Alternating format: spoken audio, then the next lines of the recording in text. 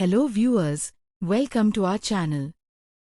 As nature lovers, we frequently visit forests and nature parks for wildlife safari and bird watching. The long spell of dry and hot summer did not encourage us from venturing out, and we were eagerly waiting for change in the weather. The pre-monsoon showers brought some relief, and with the arrival of monsoon clouds, the weather turned pleasant. Hence, we decided to venture out and try to do some bird watching. This time we decided to visit Hampi. And the first thing that came into our mind was Hampi Heritage and Wilderness Resort, run by Jungle Lodges and Resorts, Government of Karnataka. The resort is situated on the edges of Daroji Bear Sanctuary and is surrounded by lush greenery. The resort is professionally managed by the JLR team, who treat their guests with warmth and hospitality. We decided to stay for one night, and the package included stay, food, one evening guided safari to Daroji Bear Sanctuary, and morning temple visit to Hampi. We were provided accommodation in a good and spacious cottage which had air conditioner, attached bathroom and a sit-out. The food served at the resort was excellent and homely. The resort itself is home to various species of birds and small creatures like Brahmani starling, purple-rumped sunbird, Indian robin, scaly-breasted munia, red-vented bulbul, common iora, black-naped hare, frogs, scorpions, and insects. One can watch lot of birding activities in the resort itself by going for a leisure walk.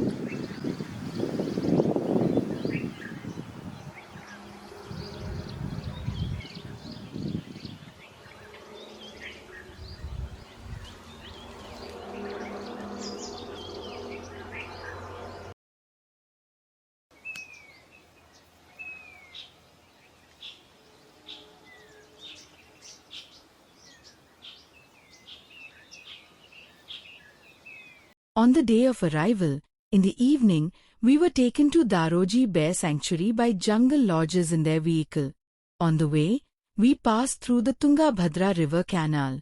Canal is home to several species of birds like black-winged stilt, black ibis, egrets, pond heron, swifts and swallows, and Indian spot-billed ducks.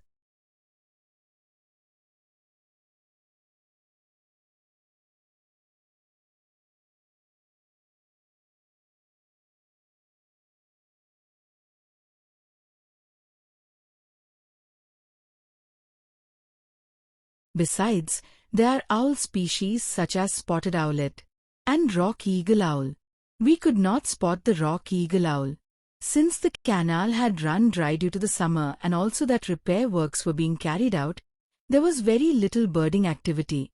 We could only find a few birds. We then spotted the peninsular rock agama or the South Indian rock agama. They are usually found on rocks, hence the name rock agama. Males are brightly colored in orange and black during the breeding season, whereas the females remain a dull, speckled brown to blend into the rocks. We finally arrived at the Daroji Bear Sanctuary. On our way in, we saw a pair of Indian thickney. We had the privilege of viewing the bears from a caged enclosure.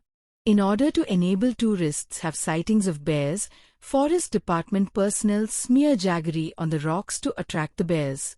These bears come to the spot by sensing the smell and enjoy the feed for some time. On reaching the spot, we waited eagerly for the bears to arrive.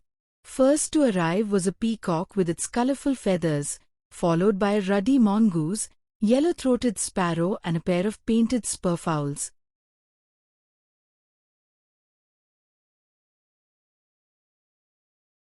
It was very interesting to observe the bears licking the rocks seriously. It made us wonder as to whether the bears were aware of the human presence in the vicinity.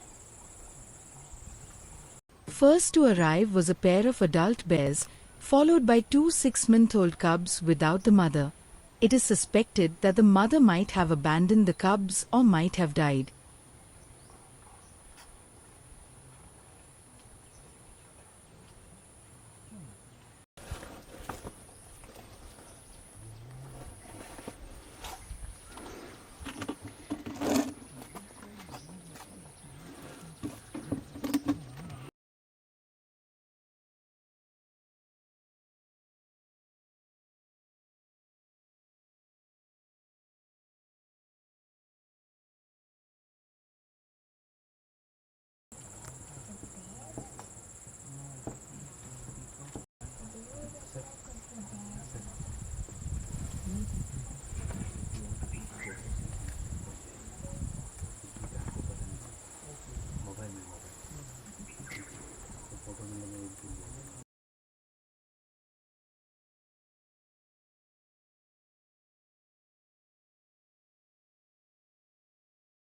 When the bears were busy eating, this peacock, which was looking at them from a safe distance, also gradually joined them. The ruddy mongoose is very closely related to the Indian grey mongoose, but distinguished by its slightly larger size and black-tipped tail extending for 2 to 3 inches at the distal end.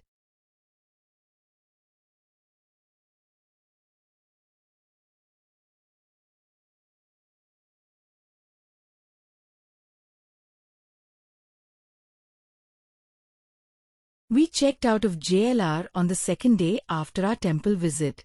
In the afternoon, we decided to continue our birding activity at Hampi from Sri Pompayya Malemath's eco farm. We have made a separate coverage of our Hampi temple visit in part 2 of this video. Sri Pompayya Malemath is a well-known naturalist, famous bird watcher and wildlife photographer, who takes his guests for bird watching at various spots in Hampi and surrounding areas. Sri Pompayya has a farmhouse which is located around 12 kilometers from Kamalapura, just opposite to Tungabhadra Canal. Sri Pompayya welcomed us to his farmhouse, and we decided to stay there for a couple of days for our next birding activities. Regarding the property, the living room in Sri Pompayya's farmhouse is a mini encyclopedia with information on nature conservation. Many informative display boards were found regarding snakes, snake bites, its treatment and also about birds. Some beautiful pictures of wildlife are also displayed.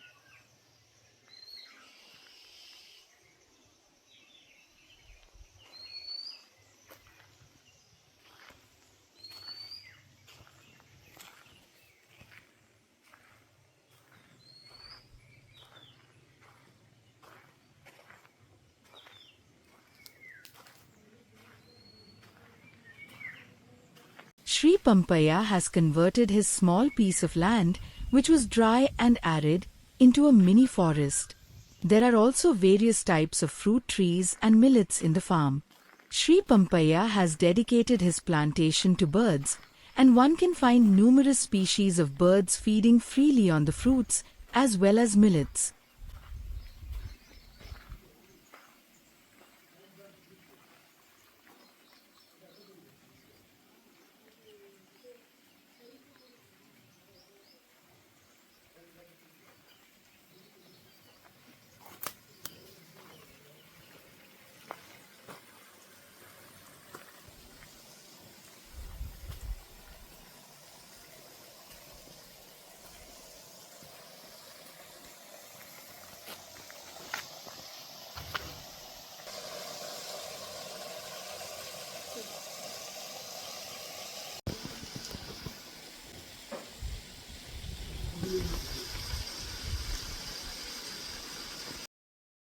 The farmhouse has rooms to accommodate guests.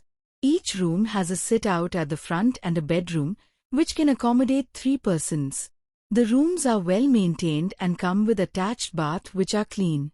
We can find the front side of the property nicely decorated with wall paintings. One can spend time peacefully by sitting and relaxing from the sit-out. The stay package includes accommodation, vegetarian food and outdoor activity. Food provided was fresh, hot and homely.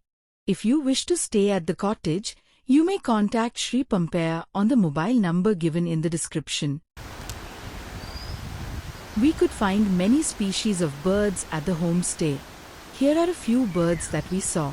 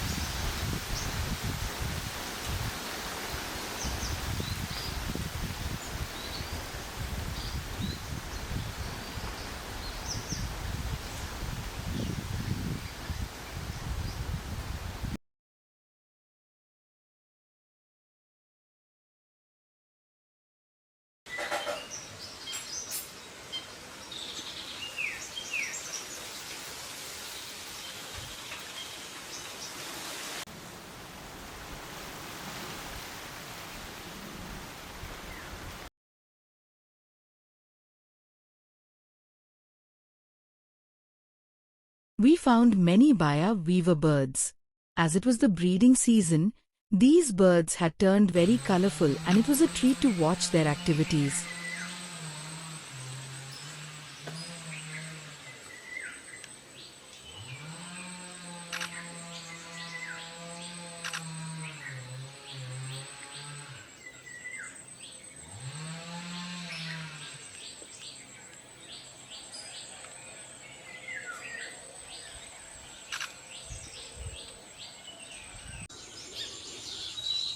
We were pleased with the arrival of a common kingfisher. It had perched on a branch and was waiting patiently to catch a fish from the pond. With its colorful feathers, the bird looked very beautiful, which was a pleasant sight. We also saw oriental magpie robin, white-throated kingfisher, pond heron and many more birds.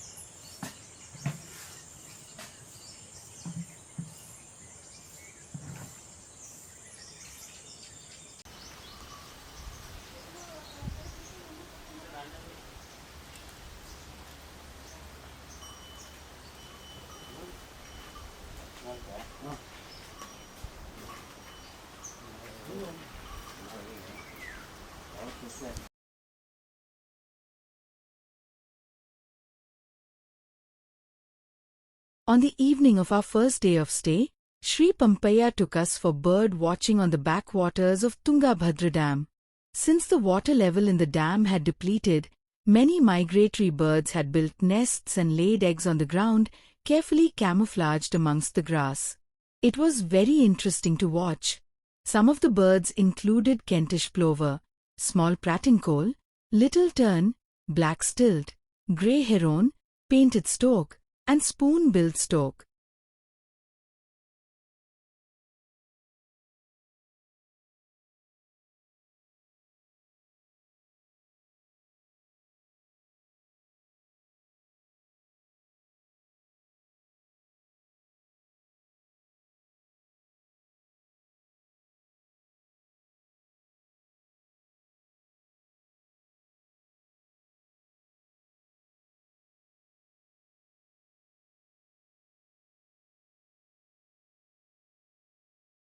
The small pratincoal, also known as the little pratincoal or small Indian pratincoal, is a distinctively compact wading bird belonging to the pratincoal family.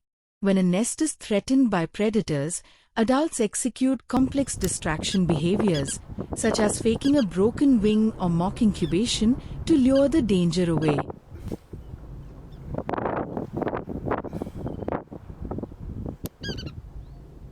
The broken wing display is a highly tactical, anti-predator distraction behavior of many birds. Because small pratincoals lay their eggs directly on open, exposed sand or gravel riverbeds, they have evolved a theatrical deception ritual. When a predator approaches, the adult bird deliberately spreads and flutters its long wings as if they are broken. It mimics as if it is injured, and as soon as the intruder follows it, the pratincoal instantly recovers and flies away completely unharmed.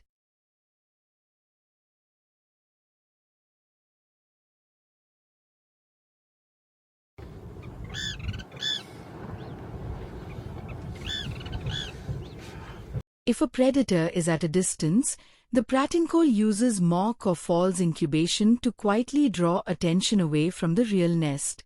Simultaneously, the parents issue unique alarm calls that signal their chicks to scatter, flatten against the terrain, and remain completely frozen to utilize their natural camouflage. Both these chicks have speckled, sandy brown feathers that mimic the exact color and texture of the surrounding soil and pebbles. They are completely still to avoid detection. By pressing flat, they eliminate the body shadows that predators use to spot shapes on flat ground. The little tern is the smallest bird among the tern species. It is easily recognized by a striking black cap with a contrasting white V-shaped patch on the forehead and a bright yellow bill featuring a small black tip. They lay the eggs directly on the ground in shallow scrapes, making them incredibly well camouflaged but highly vulnerable. They lay about 1 to 3 eggs per clutch. Both the eggs and the chicks are speckled, mimicking the exact color and texture of the surrounding area to evade predators. Here, you can see the little tern chick running away in order to hide itself. In the evening, while returning to our homestay, we came across Indian nightjar and a green keelback. The next day, we had to start early in the morning at 5:30 a.m. for visits to birding spots. Sri Pompayya took us to Ankasmudra Bird Conservation Reserve, a 98-hectare wetland, which acts as a major nesting and breeding ground for over 274 bird species. Here, we saw few species of birds. The Oriental pratincoal is a unique, graceful shore bird belonging to the pratincoal family. Adults are brown overall with an elegant black necklace and pale yellow throat. The juvenile Oriental pratincoal features a highly camouflaged, heavily scaled look that differs sharply from the smooth, clean plumage of an adult. They completely lack the adult's defining black throat necklace. The knob-billed duck is also widely known as the comb duck. It is often seen on quiet wetlands, drifting across the water or perched on trees along the shoreline. Here, the knob-billed duck can be seen along with the spot-billed duck.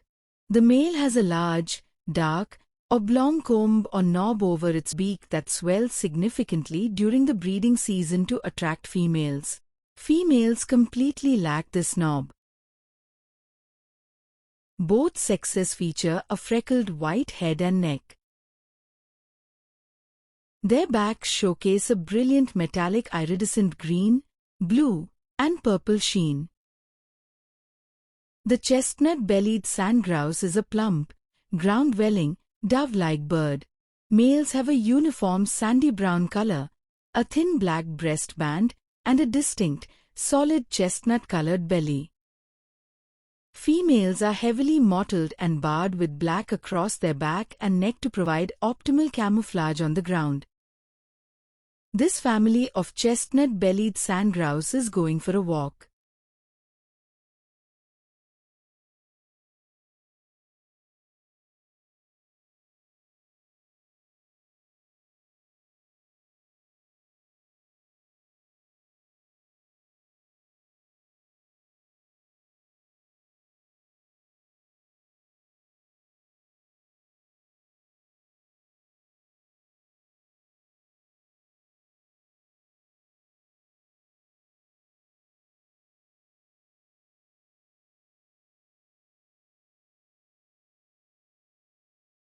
You can again see the dual defense strategy in this red-wattled lapwing. When the parent is emitting a specific high-pitched alarm call, the chick crouches as flat as possible against the ground and stays perfectly still.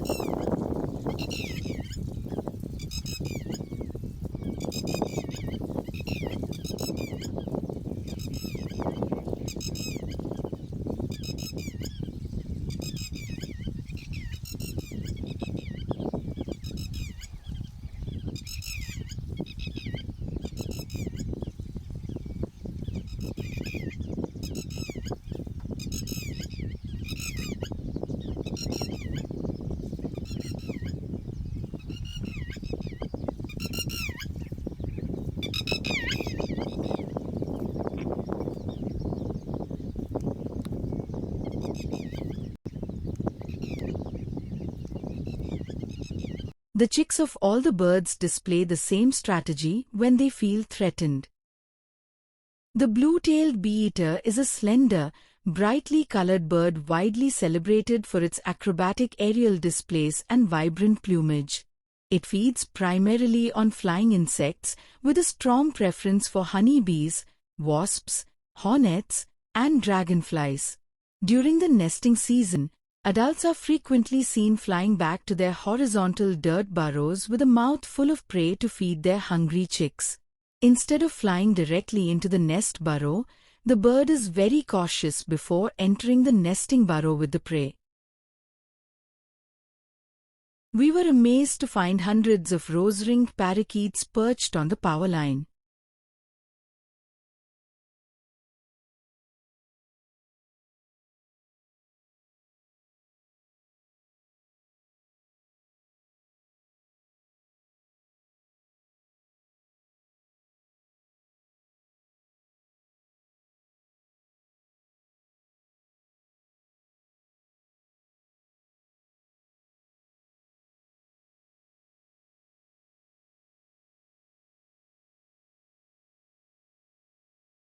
Here are a few other species of birds that we saw in and around Ankasmudra.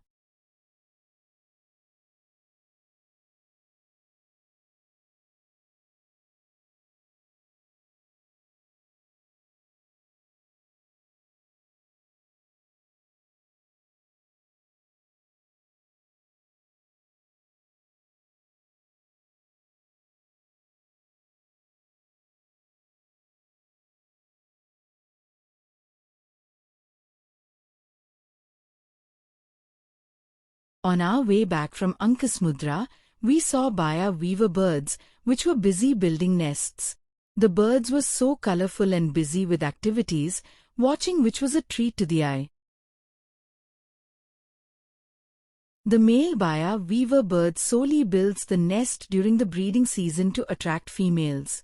It collects long strands of grass and ties a secure knot around a branch to form the anchor, expanding it into a bell-shaped helmet structure with 2 openings. A single nest takes about 18 days to complete, requiring the bird to make over 500 to 1,000 trips to gather materials.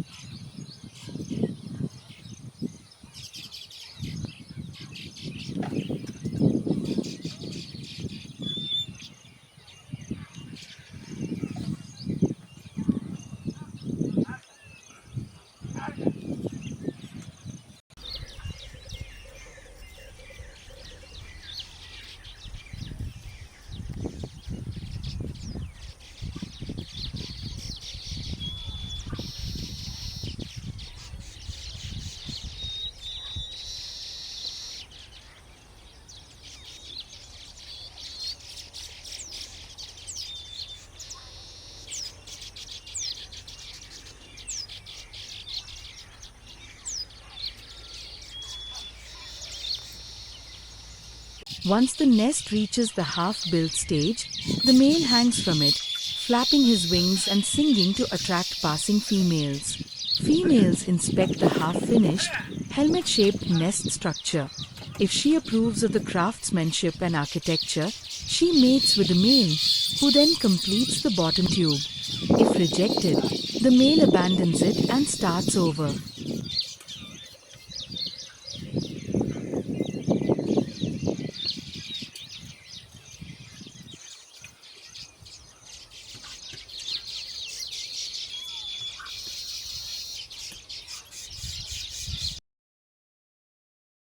The nests are usually suspended from thorny trees or palm leaves, often overhanging water to deter predators. The next morning, Sri Pompayya took us for bird watching across the canal, and we were happy to see a pair of painted sandgrouse besides other species.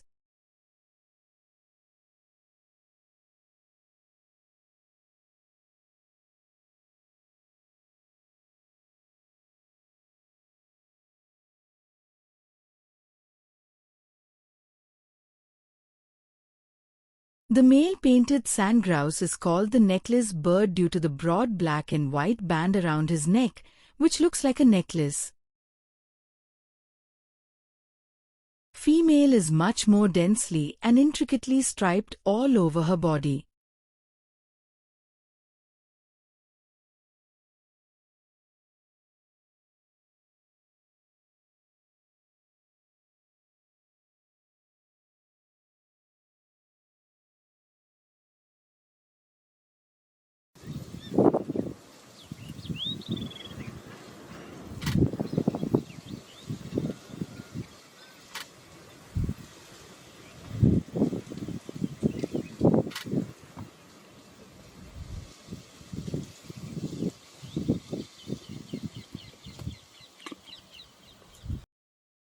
The Indian star tortoise is a terrestrial reptile native to the dry scrub forests, grasslands and semi-arid regions of India, Pakistan and Sri Lanka.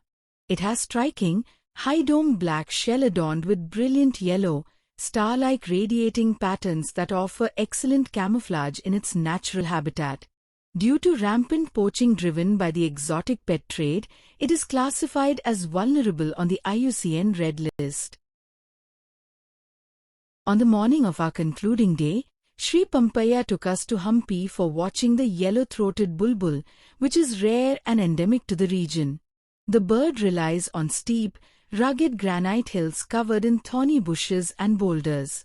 The path leading to the spot has some inclination and one has to make some small climbs to reach the spot. Sri Pompayya, even at his age, was full of energy and spirit to reach the spot comfortably and take us there. We got some good sightings of yellow-throated bulbul, along with other birds such as purple sunbird, white-browed bulbul, blue-faced malkoha, and Indian bushlark. The white-browed bulbul is a common, distinct songbird endemic to southern India and Sri Lanka. Unlike its rare, boulder-loving relative, the yellow-throated bulbul, this species is highly adaptable and frequently seen around human settlements. Just before leaving, we noticed the streak-throated swallow's nest. The streak-throated swallow is a sparrow-sized bird. They build nest from mud and grass, forming pot-like or flask-shaped structures with short tubular entrances. Nests are often built on vertical surfaces such as cliffs, bridges, culverts and buildings, demonstrating remarkable architectural skill. Males and females look identical. These birds are sensitive to disturbances. Even though we were sitting at a safe distance, our presence made the bird wait for nearly 2.5 minutes to make a move. It was scanning the area from a nearby perch to ensure nobody was watching. The bird made several visits from the perch, that is, the antenna of the router, to just below the nest. We had a difficult time shooting the video. Each time we would think that the bird would go inside the nest, but lo and behold, it would again be sitting back on the antenna. This continued for more than 5 times, and in a blink of an eye, the bird slipped quickly into the entry tube, delivered the insect to the chicks and exited immediately. We gave up filming, and in the end, just filmed it coming out of the nest. As the streak-throated swallow came out of the nest, it carried the fecal sac of the chick in order to dispose it off to maintain cleanliness in the nest. The parent drops the fecal sac away from the nest at a distance so as not to attract predators. When we were watching the streak-throated swallow, some movement on the side caught our eyes. We saw a snake coming behind a pair of agama rock lizards. It was a common bronze-back tree snake. This snake is non-venomous and harmless to humans. Our stay concluded with a hot and delicious breakfast on day 3. We never expected that Hampi had so much to offer besides the famous heritage point and bear sanctuary. Sri Pompayya gave us in-depth information on the birding activities and wildlife of the area. He took care of us with all the warmth and hospitality. His knowledge and expertise of the local wilderness is exemplary. He works with full commitment and dedication without looking at the time factor. He took so much efforts in taking us to each site and showing us the species. We are fully satisfied with our stay at Sri Pompayya's Eco Farm and wish to thank Sri Pompayya for his efforts. We hope to come back to Hampi for our next session of bird watching.